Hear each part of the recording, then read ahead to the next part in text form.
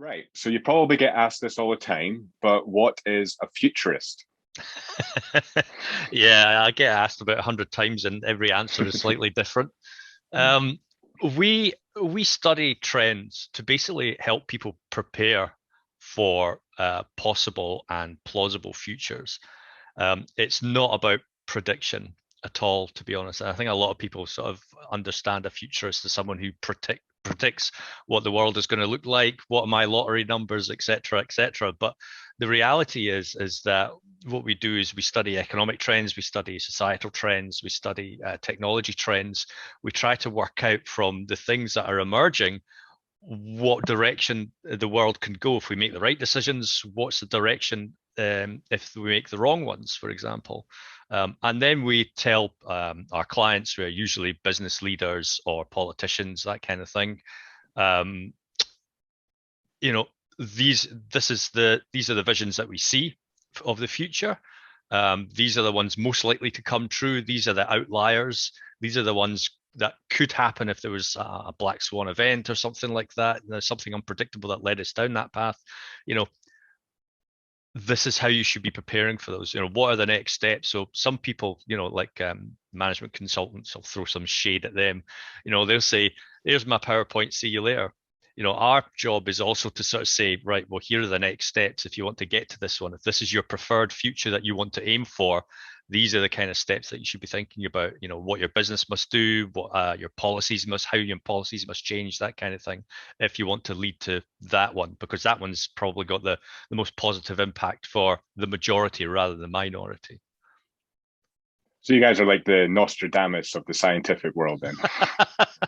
um, yeah, I mean, he was one crazy dude. I wonder how many mushrooms and smokes he had when he was doing that stuff. But yeah, we try not to be as vague as what he Of did, course. because obviously, you could take any century or any decade and go, oh, he said that.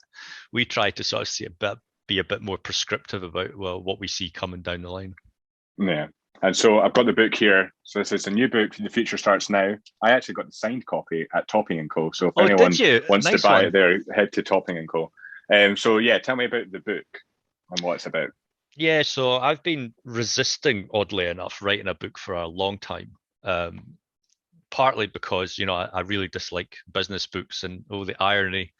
Um, but also because it's a really large endeavor to sit down and write 60, 80,000 words on your own.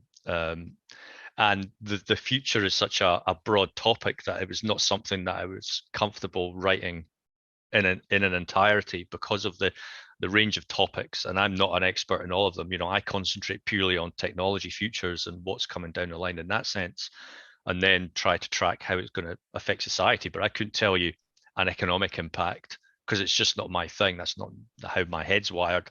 So I contacted a friend of mine, another futurist in South Africa, Bronwyn Williams, who co-authored the book with me.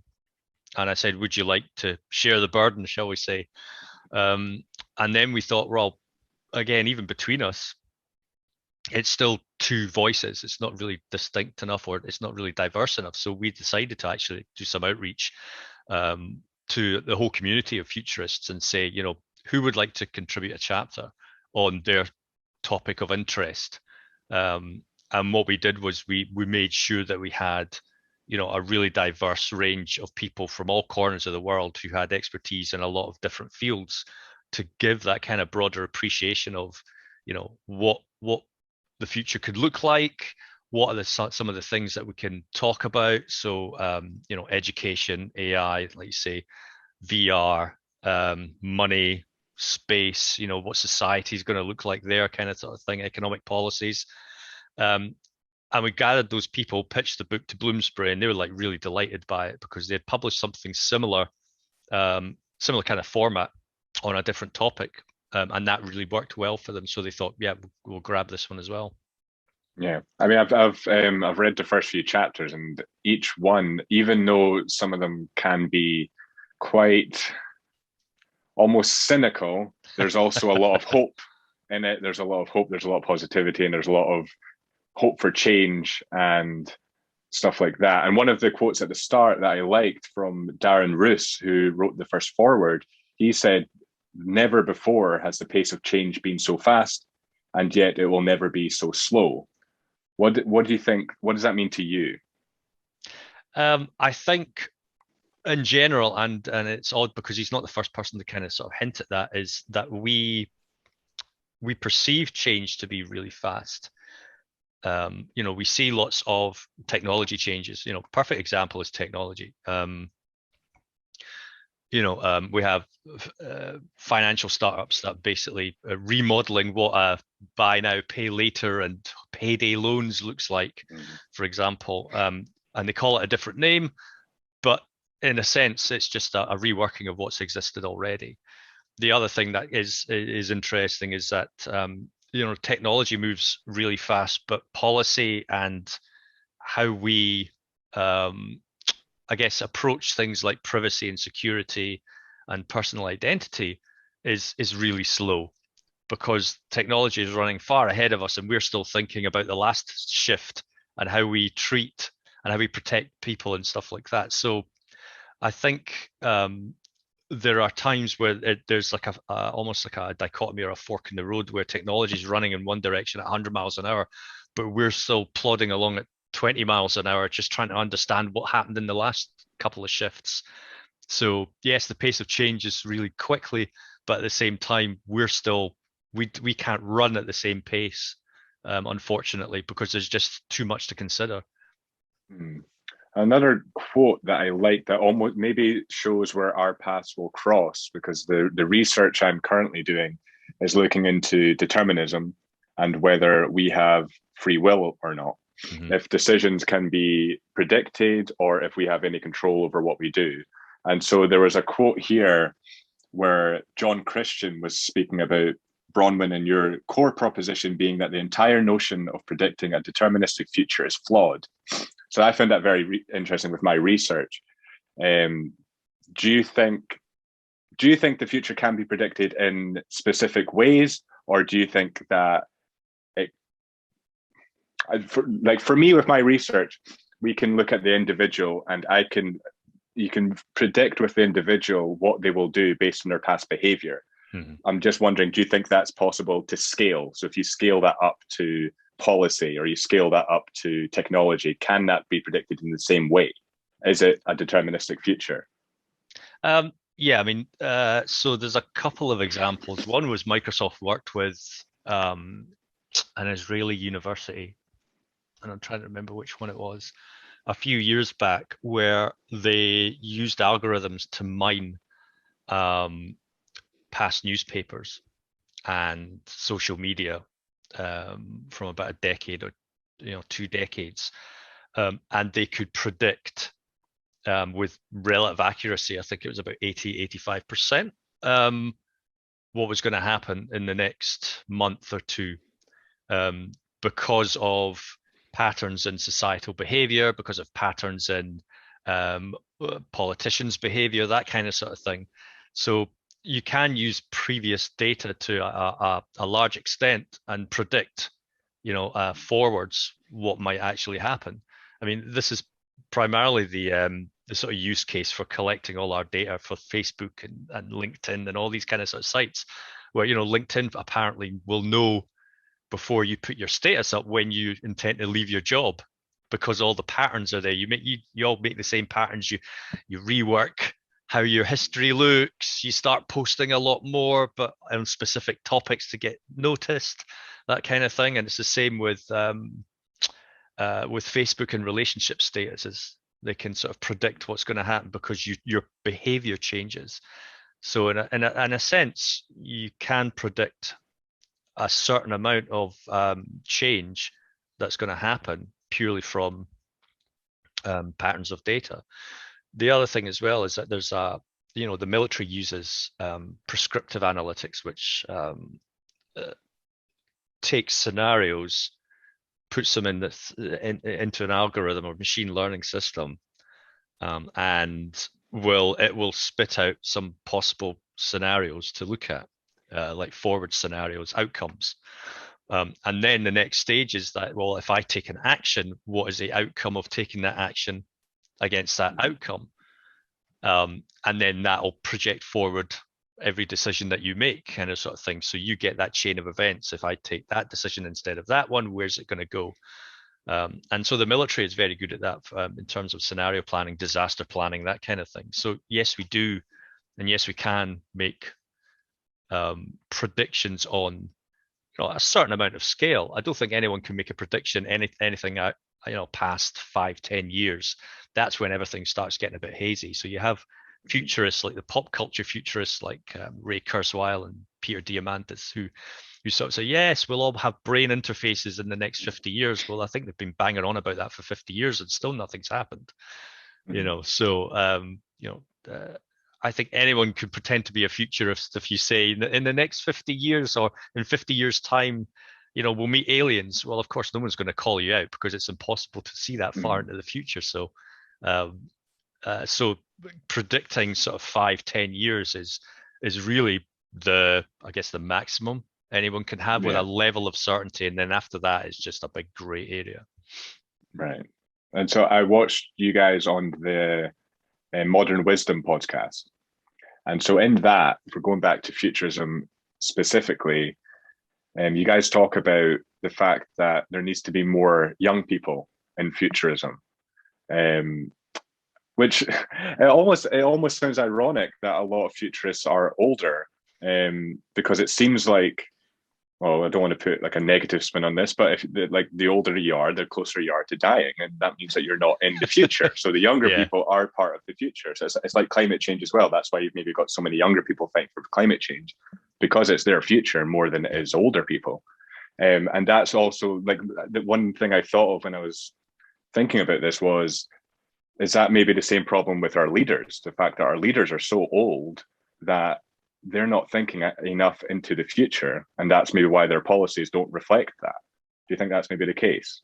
Yeah, it's an interesting one because I mean, we see some, in Scotland, some young MSPs coming in, but it's always the older ones that are dominating the conversation. I think anyone over sort of 35 to 50 is where the majority of people sit, and you don't see those people coming in, early 20s. And it would be great to see people who don't have that kind of formal education in politics to come in and have a conversation and have a representative say. And I think that the other problem with most sort of politics and politicians and things is that it's always just a 4-year cycle. Yeah. I'll think about the next 4 years because that's what my term is, and I don't care what happens after that. If I get elected, oh Christ, I'll have to think about another 4 years. But if I don't get elected, someone else's problem.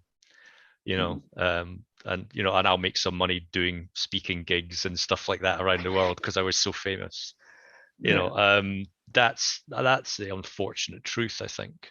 And of course, as a result of that kind of short-termism, is that policies never stick. They change because someone else will come in and have their idea of what the next 4 years will look like. So we don't get proper continuity, and the younger generations don't get that representation either. Yeah, I think that's like, I remember someone saying that if Obama was a dictator, we'd get so much more done because he would have so much time to do everything that he wanted to do, whether you agree with him or not. He would get more of what he wanted to do done.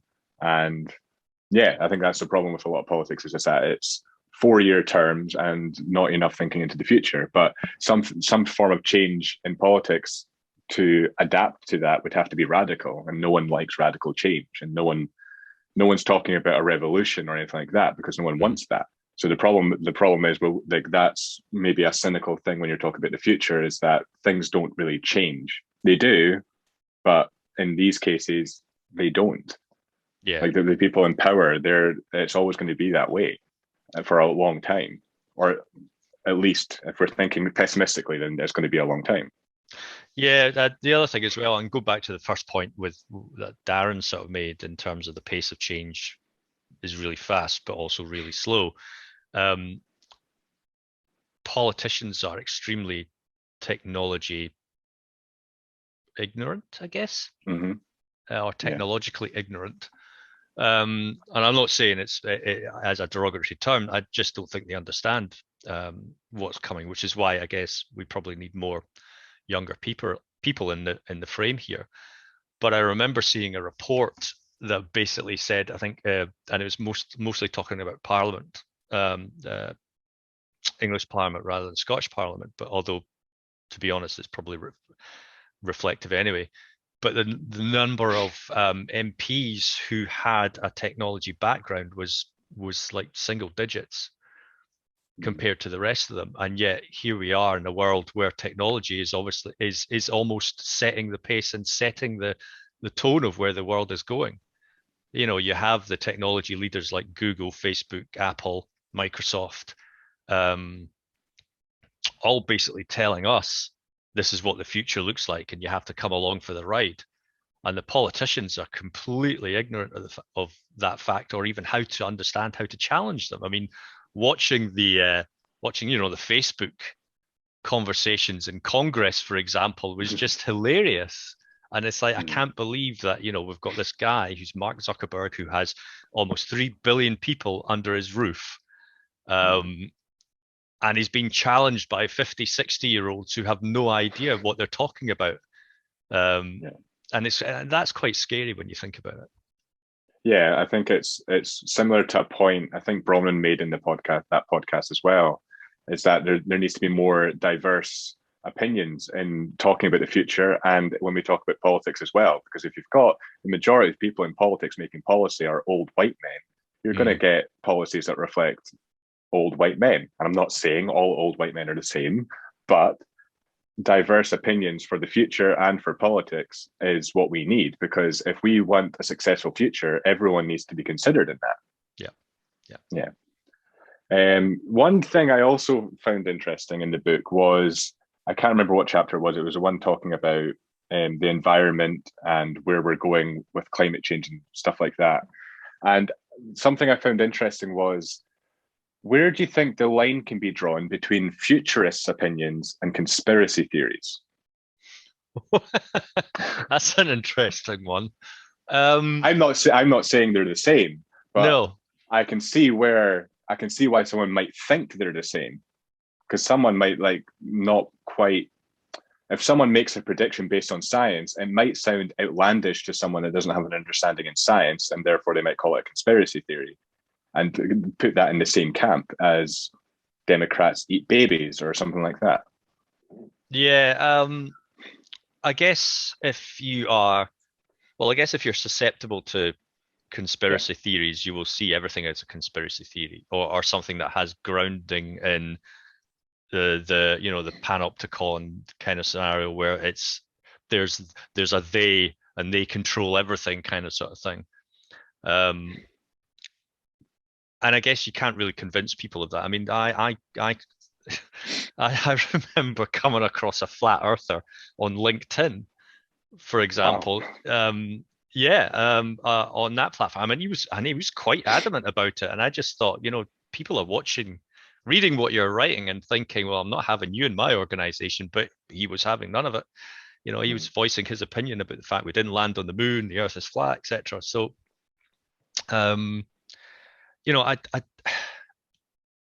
I don't think there is a way to convince people, if even with science or facts, because they can't recognize that it's science or fact.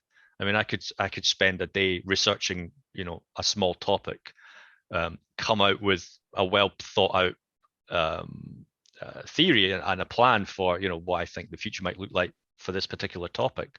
And then someone will probably go dig around and say, but you found that fact, and that guy was part of the Illuminati, and I read about this on YouTube and stuff like that. So this is all hokum.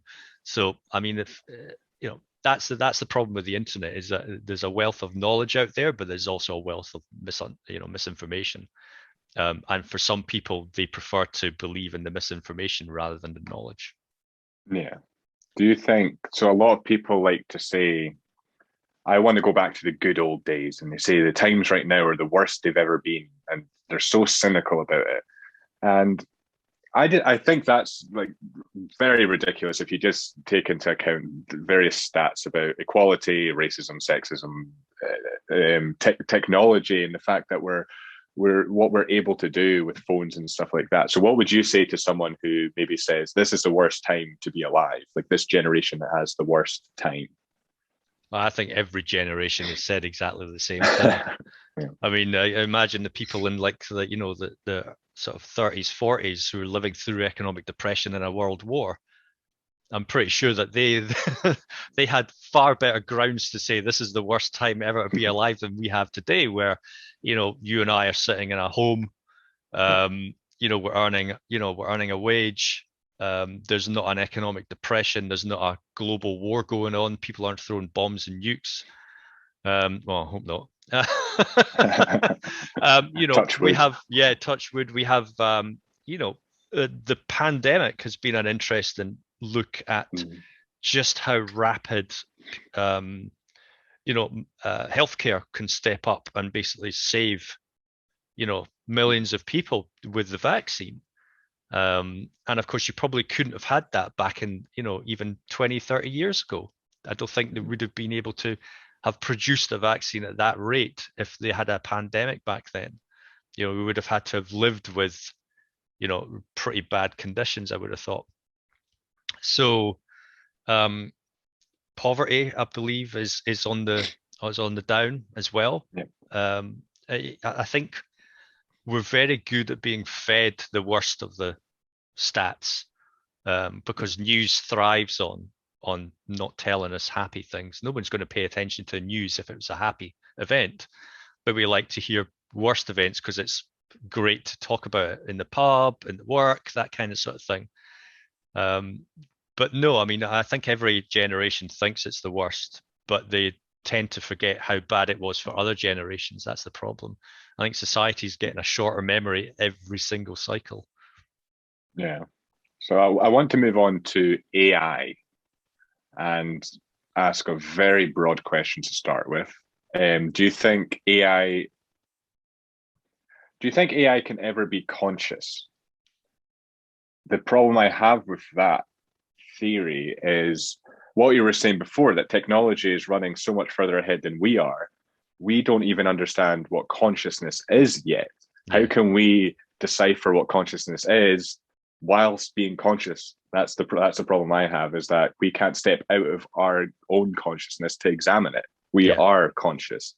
So I think it's possible that AI can be conscious, or it's at least possible for it to convince us that it's conscious. Because if we are able to create something that looks just like us, and when we say, "Are you conscious?" and it says yes, and we believe it, then who are we to say that it's not conscious? Because we don't even know what consciousness is. But do you think we could get to a place where AI will be conscious? So you've addressed the first point, which I would always throw back, which is define consciousness and define intelligence as well. I'm pretty sure that dogs and cats and some other dolphins and stuff have only just been recognized as having consciousness. From a medical field or from a protection point of view. And then you have our sort of understanding and philosophy of what consciousness is, what it means to be a human, individuality, etc. So at this point in time, I can't say no, because nobody can ever say it will never ever happen. But I don't think that we'll get to a point where we can define what an AI's consciousness looks like, again, because we can't define our own, but two, it could be a completely different form that we've just not considered before, hence artificial.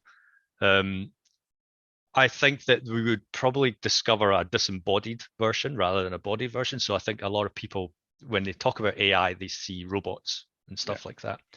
The fact is that you'll probably find one sitting in the cloud somewhere, and you're having a conversation with that, and that's the first encounter that we will ever have.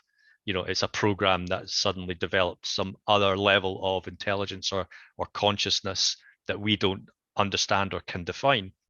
And maybe it would actually help us define it by interacting with us, kind of sort of thing. And how that comes about, well, I think it would probably be by accident more than by design. I think that's the other thing as well, is that we're very good at going round in circles trying to design artificial intelligence based on our brain. But again, we don't actually know how our brain works at all. We're still discovering what makes us tick up there. So saying that we can define a consciousness or an artificial intelligence by design, I think is really hard. It will literally be by accident, I think. Yeah, I think that the problem we have now is what you were saying there, is trying to decipher what it is that makes us human. Because sure, we could make artificial intelligence and ask it if it's conscious, and it could say yes, and we could believe it. But the issue we have now is trying to decipher if anyone else is conscious. Because you can say that I can say I'm conscious, and I can ask you if you're conscious, and you say yes, but I don't really know if you're conscious or not. It could just be I could be the only conscious person on Earth. That's a real possibility. It's not likely, but that's this shows like how much more we have to go with figuring out what consciousness is. I mean, yeah, the year is 2021, and we've made so much progress, but consciousness, we've hardly made any consciousness. We've hardly made any progress with what consciousness is. I think that's. I don't think we'll figure that out in our lifetimes. I don't think we'll see conscious AI or even figure out what it is to be conscious in the first place. No, I agree with you on that point. Yeah.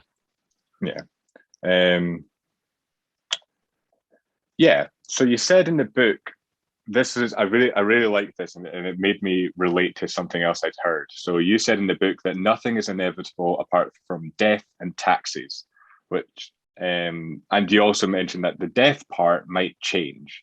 So the quote that reminded me of was from Steve-O, of all people, who said one of the most profound things I've ever heard in my life. And he said something along the lines of, all people, all of our main basic instinct is to survive. That's the main thing that we're here to do. But the main thing that won't ever happen is that we won't survive. I've butchered that. That's not how he said it. He said it in a much more like succinct way, like more beautiful way. But now there's possibilities that the death part might change, or we might elongate life. What's happening on that front? How are we going to elongate life?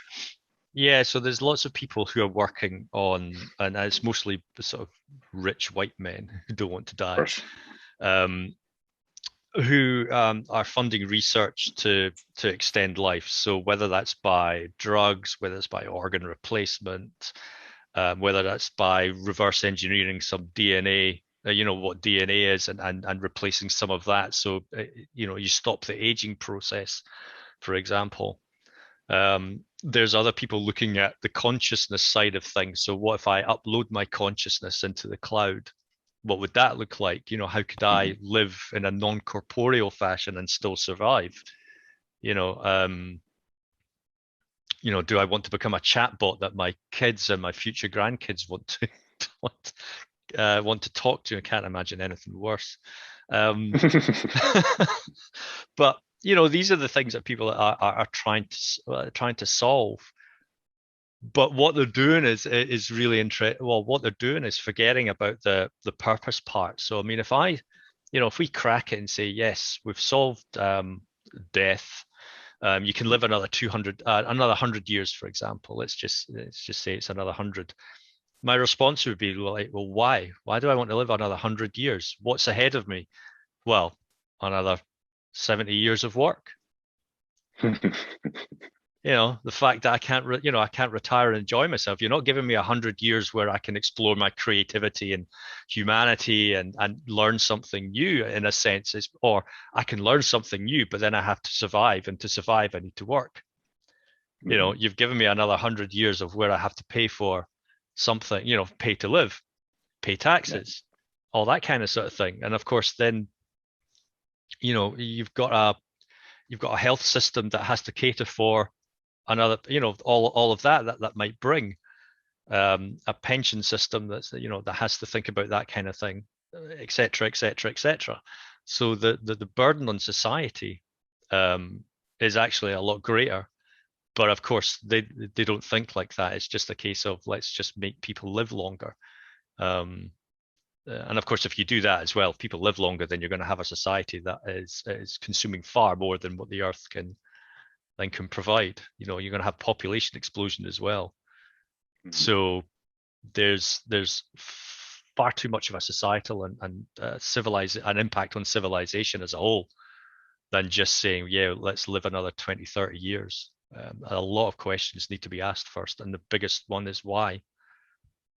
Well, that was another point you made, and that the older, like the more we live, the scarier death will be. So if we're going to live another 100 years, that means we're going to be more scared of dying because we're losing. Like, say if our lifespan goes from say 90 years to 9,000 years, the prospect of dying at 90 will be even more terrifying because you're losing all of the thousands of years of life.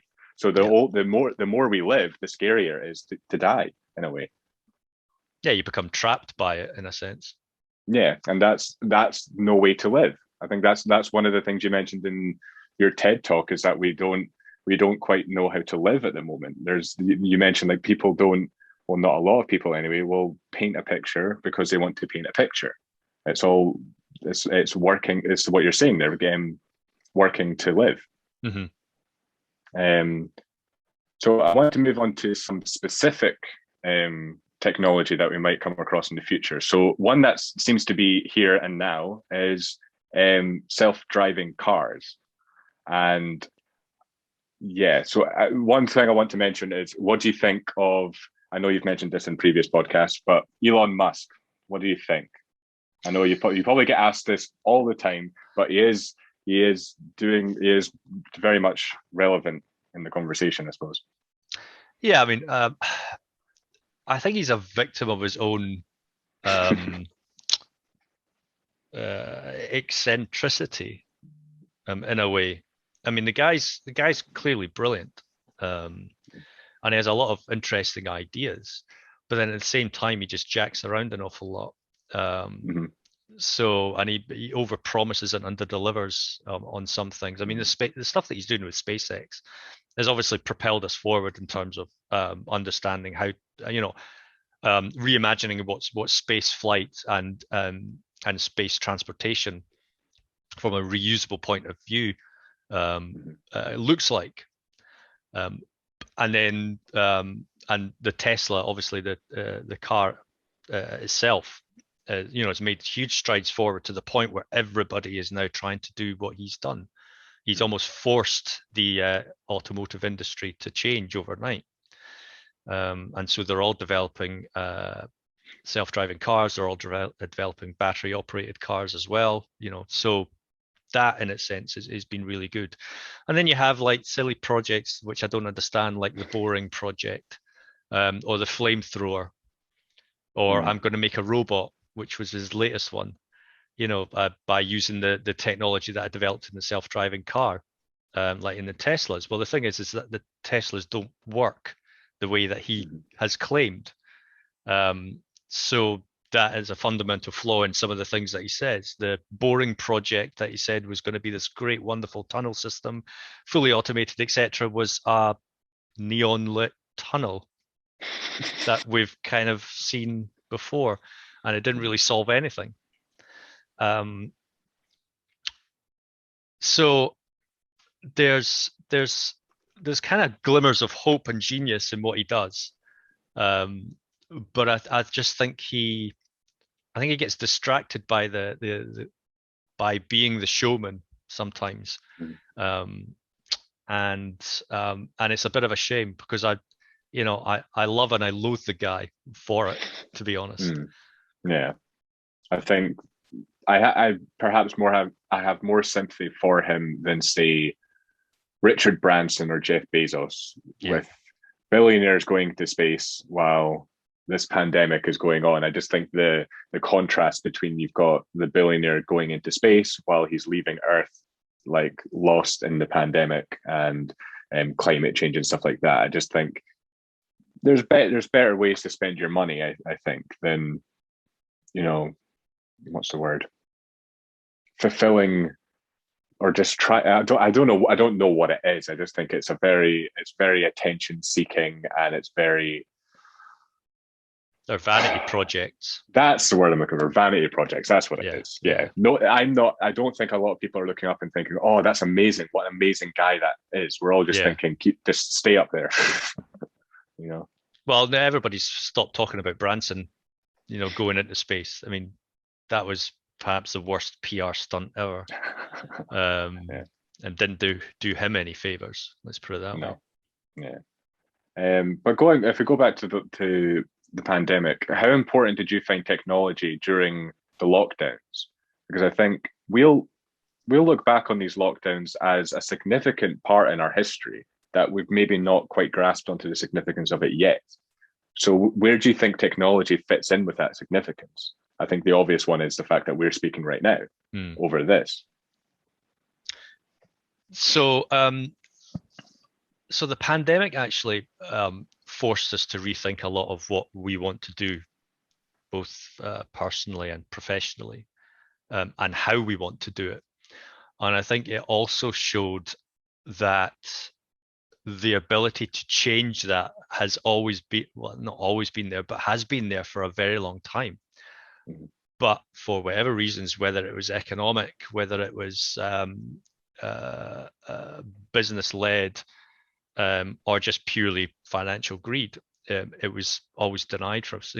People, companies would say, "Oh, we can't support remote working; it would never work," and then bang, the whole doors are shut. And it's like, well, we have to support it, otherwise we go under. And lo and behold, no, businesses did collapse, unfortunately. Yeah. But the companies that could adapt and could adopt these technologies suddenly found that we didn't have to force people into work and stuff like that. And then when you look at what was happening as we came out, and people saying, get back to work, be in the office, and it's like, well, why? A hybrid situation, hybrid solution works, or I can be fully remote. I could work in a different country but still fulfill my job. That kind of sort of thing. Get back to work so you could eat a Pret sandwich. Well, why? Because I've actually been given my local economy the money while the pandemic has been going on. I haven't been traveling into the city centre, like, London, for example, and buying sandwiches there because I'm having to commute. I've actually been giving my money to the shops that are around me in my community. So we've kind of, I think people have sort of woken up to why things have happened in the past, which has always been about, which is follow the money in a sense. And now technology has allowed, sort of opened our eyes to a better way of working and stuff like that.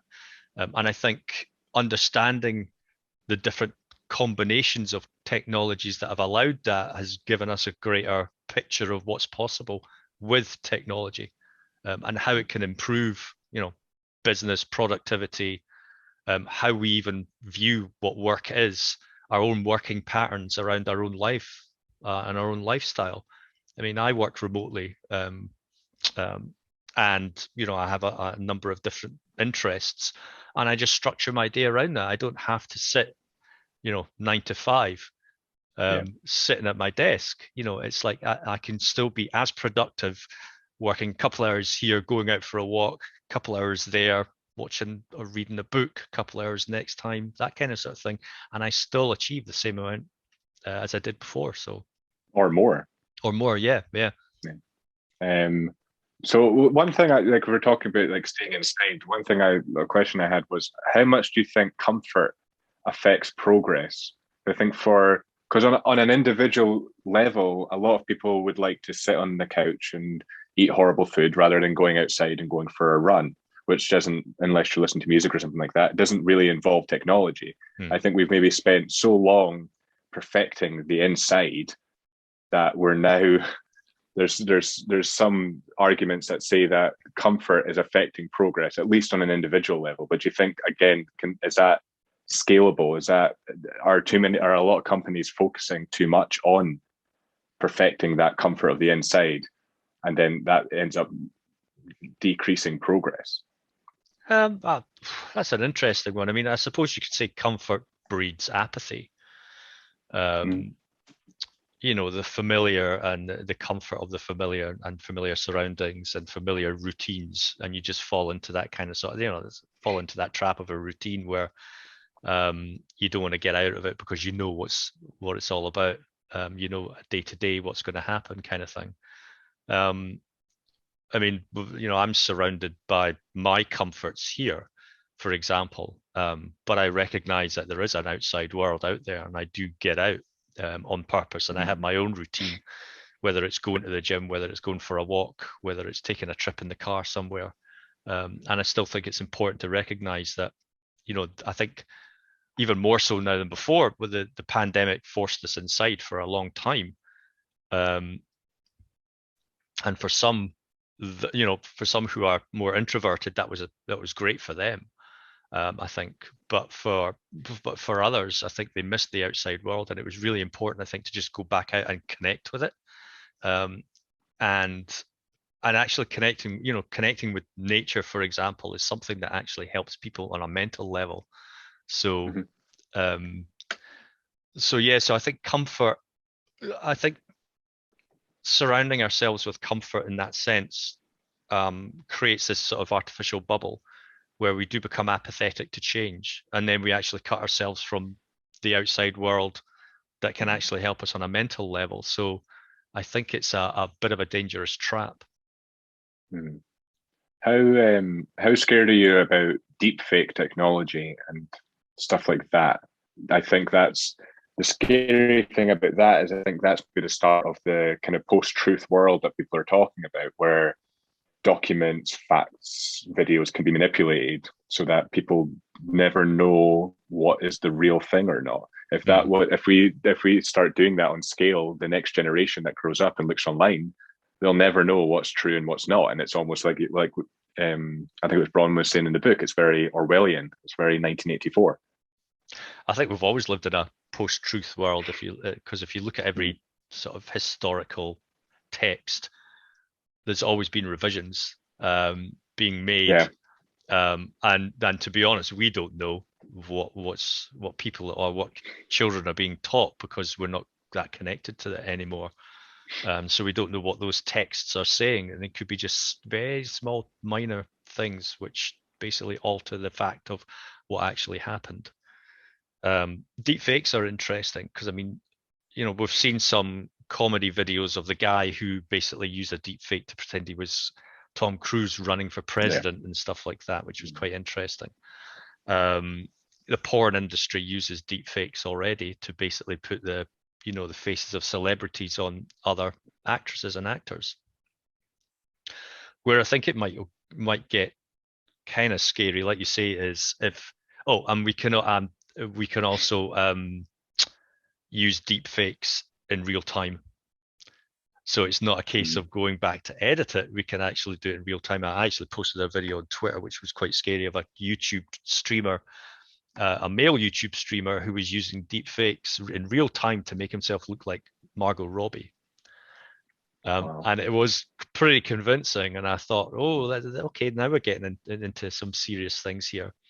Am I really talking to Theo here? Yeah, exactly. This is actually Steph.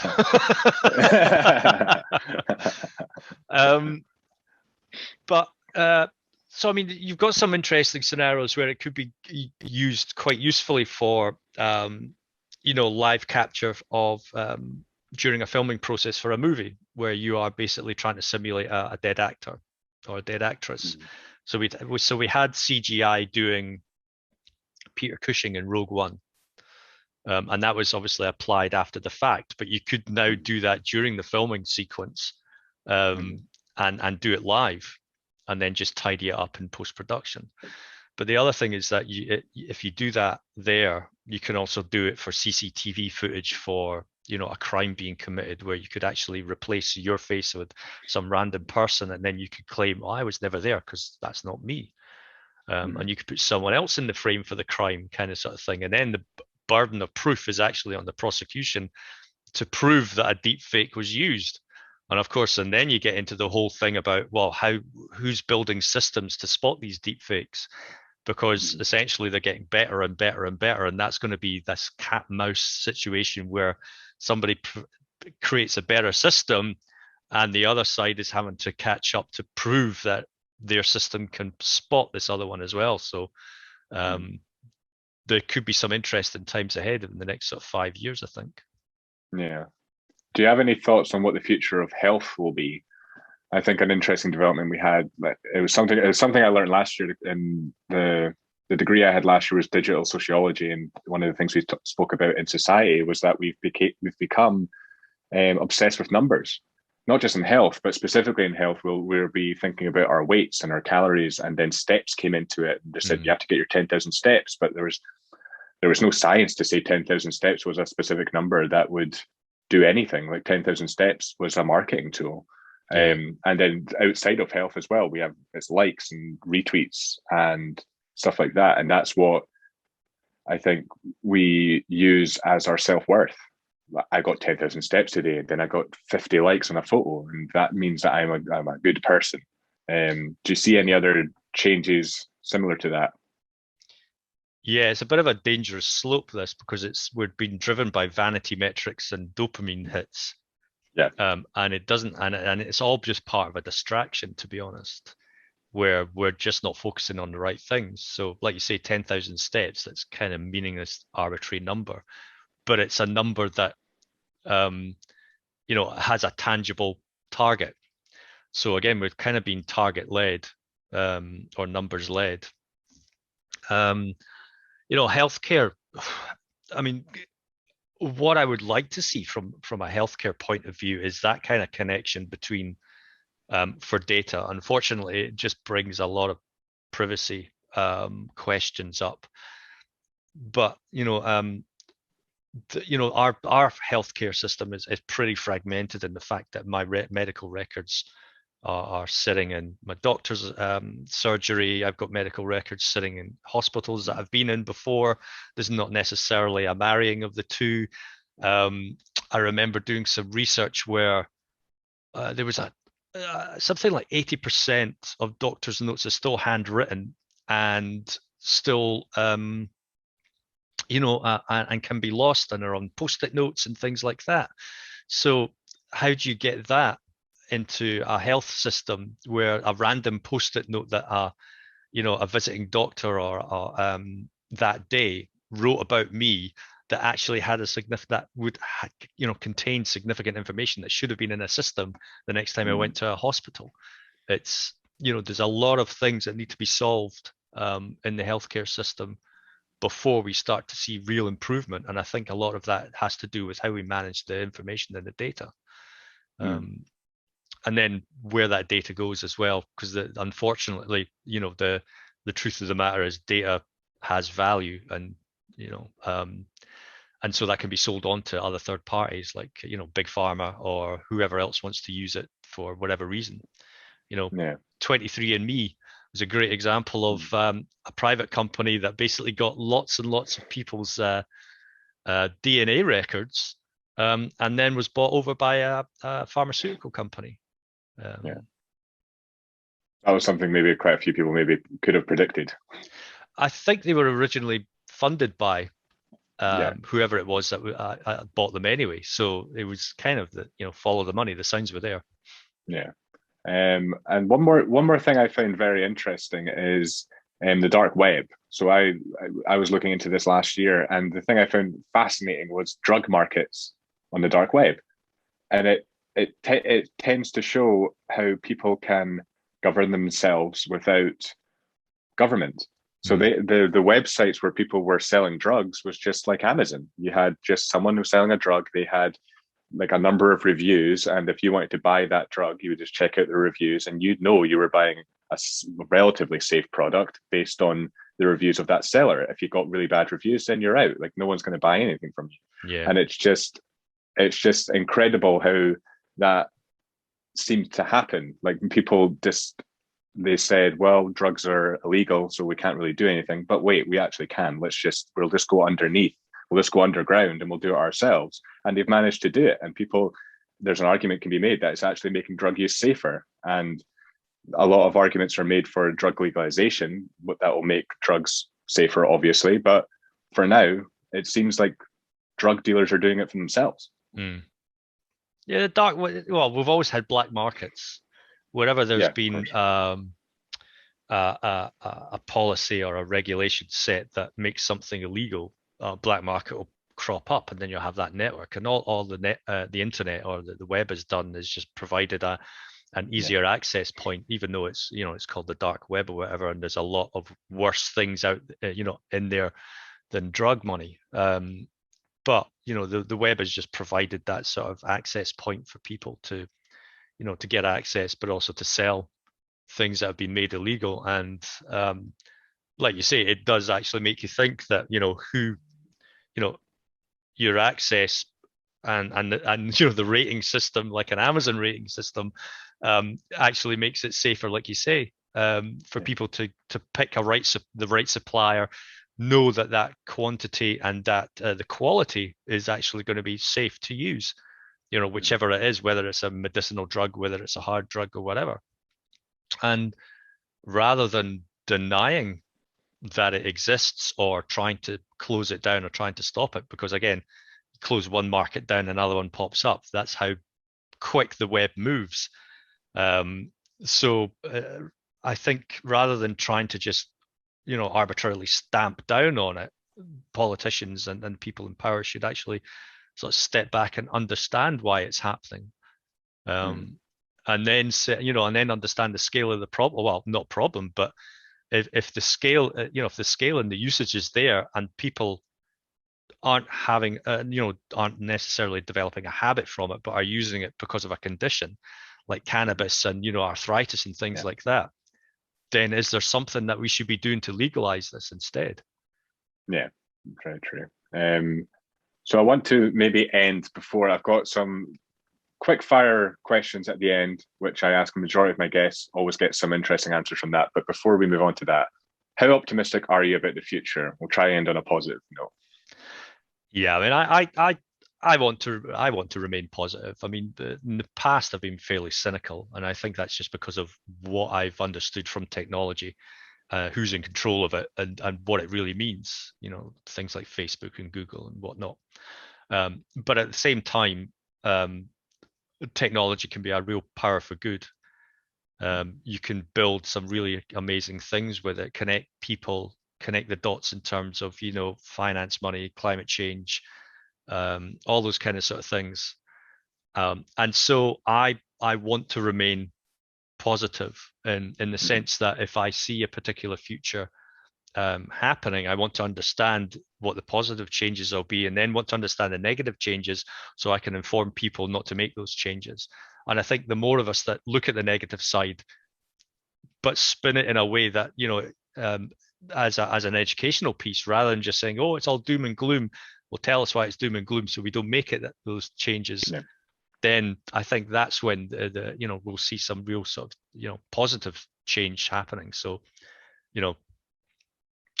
a positive that I want to see is more futurists actually calling out the negative and telling us why we shouldn't do it, and telling us what the alternative should look like, rather than just considering one point of view. Yeah, I think a lot of people will just say this is what could happen without saying this is how to stop it from happening, without a solution. Yeah. So with the quick fire questions, I'm not going to take credit for these, obviously.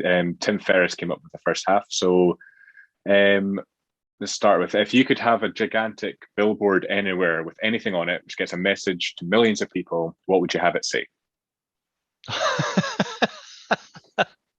Oh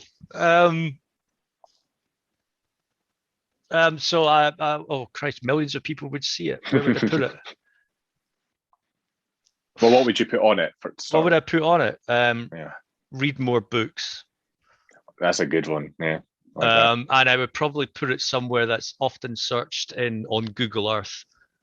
Yeah. So a popular site like Area 51, for example, I'd put a giant billboard because everyone wants to know what Area 51 is. So I'd put a giant billboard there that you could see that a satellite is actually taken, a picture of, and it'd just be like gigantic, and it'd be something like, read more books. Perfect.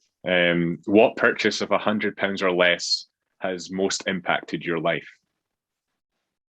Oh, of £100 or less. What have I? What have I? Oh, my slow cooker. Absolutely love it. Interesting. Yeah. Yeah. What kind of stuff do you make in it? Oh, I've made curries in it. I've made Okay. soup. I've made what else? Gammon joints with with Coca-Cola, that kind of sort of thing. It's Lovely. just great to just like slap in loads of ingredients, bit of sauce, Hmm. whatever, and just leave it overnight, kind of thing. It's great. Interesting. Okay. Um, what is your favorite word? Oh, it's probably a swear word. Well, that's one of the questions as well, but Oh, don't really? know if we'll get onto that. What was my You can swear though, go ahead. um what was my favorite word? Uh it's probably cat. I love cats. Cat, There okay. we go. What profession other than your own would you most like to attempt? Hmm. I would love to go back and actually retrain as a game developer because I've seen a lot of change heading in that direction, and I would love to learn the skills. Hmm. I used to do mainframe programming back in the day, and I never really Okay. updated that. But I'd love to go back and actually learn a bit more C, use Unreal Engine, that kind of thing, and just start creating that way. Lovely. I just neglected to say those last few questions. That was James Lipton from the Actors Studio. That's where I got those questions, just making Right. sure I'm getting that right. I ended up getting comments there.